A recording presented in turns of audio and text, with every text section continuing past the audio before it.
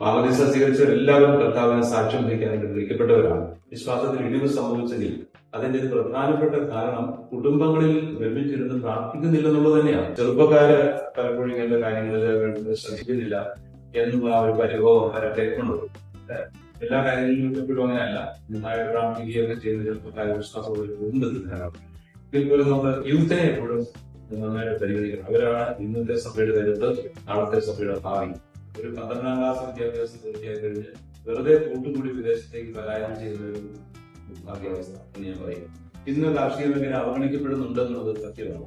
മനുഷ്യന്റെ ജീവന് മൃഗങ്ങളുടെ ജീവന്റെ പോലും വില കൊടുക്കാത്ത ഒരു സംസ്കൃതി.